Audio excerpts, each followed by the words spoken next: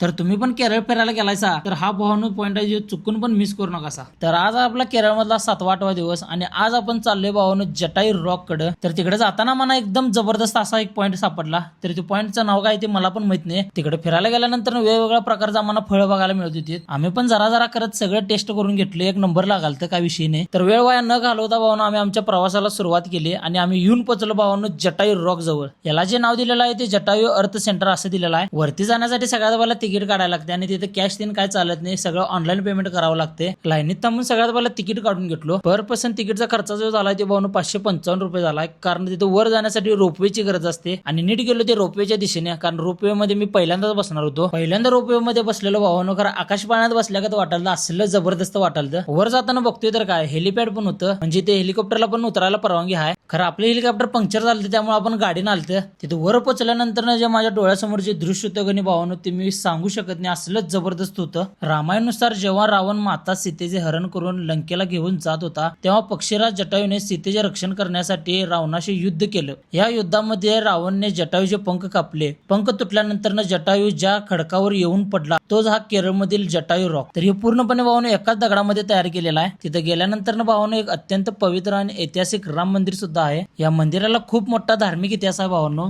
जटायू गंभीर अवस्थेत असून सुद्धा प्रभू श्रीराम यांची वाट पाहत तिथेच पडून राहिले होते. जेव्हा प्रभू श्रीराम आणि लक्ष्मण मा सीतेच्या शोधासाठी तिथे आले त्यानंतर जटायूने त्यांना सगळी कहाणी सांगून टाकली जे काय काय तिथे घडले होते ते. मग त्यानंतर जटायूने श्रीरामच्या कुशीत शेवटचा श्वास घेतला. मंदिराजवळ एका दगडावर कणी भावानो प्रभू श्रीराम यांचे पायाचे ठसे सुद्धा आहेत व तिथे हनुमानजी आणि श्रीरामजी यांची पूर्णपणे सोन्याची मूर्ती सुद्धा तिथे आहे. जर तुम्ही केरळ फिरायला गेला असाल तर भावानो तो एकदा नक्कीच जाऊन या. तर व्हिडिओ कसा वाटला भावानो हा कमेंट करून नक्की सांगा आणि पूर्ण जर ब्लॉग डिटेलमध्ये बघायचं असेल तर ते आपल्या युट्यूब चॅनलवर आहे, तर लवकरात लवकर जाऊन तुम्ही बघू शकता. तर व्हिडिओ आवडल्यास लाईक करा, शेअर करा, कमेंट करा आणि हा जाताना आपल्या भावाला फॉलो करायला विसरू नका.